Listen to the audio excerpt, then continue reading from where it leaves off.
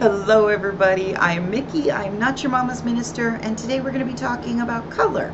And wow, color, that's such an awesome thing to work with. And you may be wondering how you're going to work that into your spiritual or mystical practices, and I'm about to tell you. So, if you look at a lot of different, he was green with envy, um, uh, yellow bellied for cowardice. There are so many different sayings and adages and so forth. Colors are very meaningful to people. People will, although I know that people make a big deal about the kids that wear, or the young people that wear a lot of black.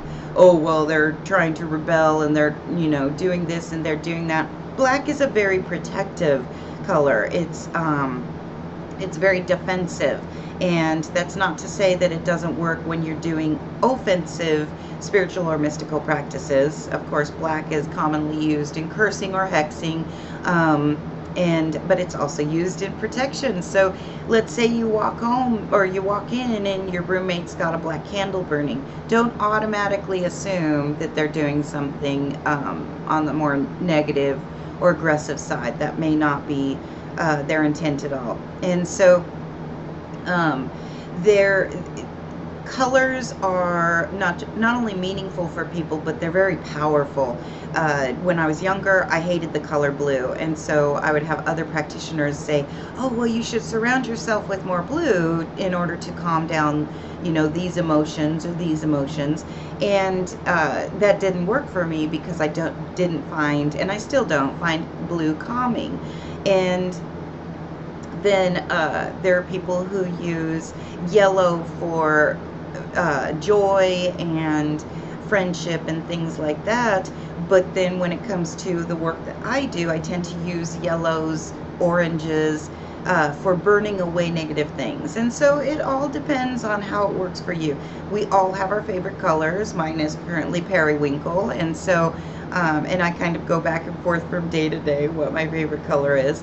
And then white has this tendency to be not only, for example, if somebody doesn't have a red candle available and I'm having them do part of their love mojo on their own, I'll tell them to use a white one. So it's not only useful across the board, but it's a very pure color. It's a very, it has that kind of feeling of, well, let's look at babies are often white, wrapped in white, brides, the virgin white.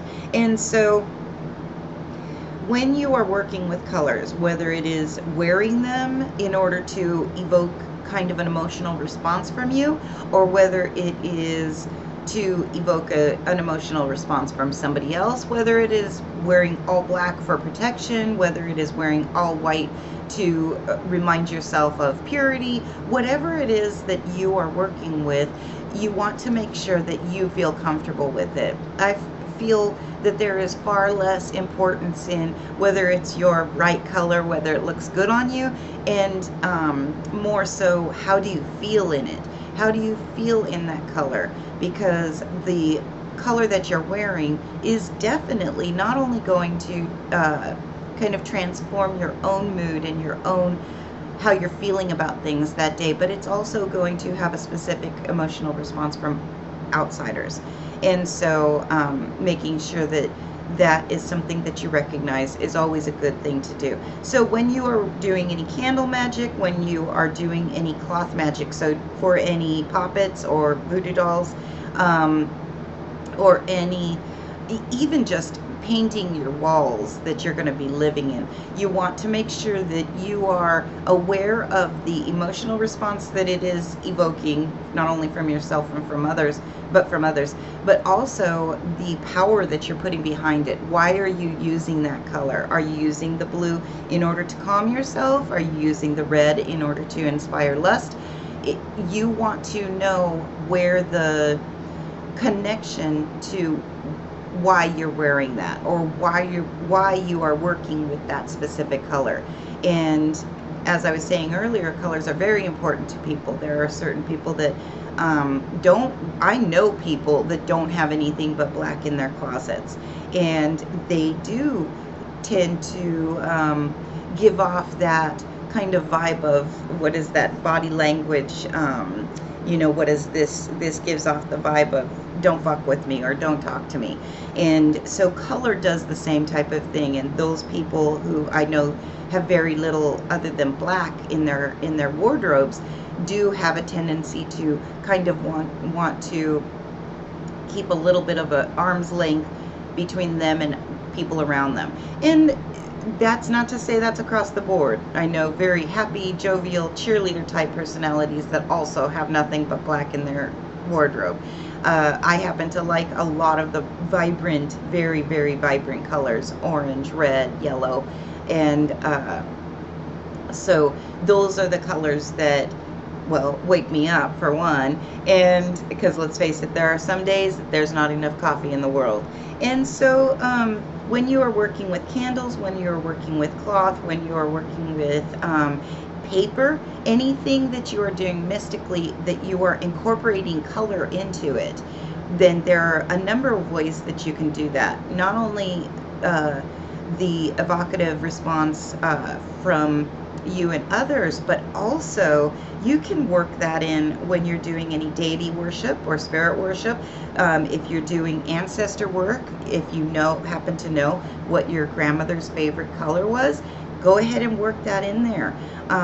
When you're working with the deities, work with the colors that are sacred to them. And so, as you see, even though color is not that, you wouldn't think of spiritual when it comes to color. Most people wouldn't. Artists, of course, always do.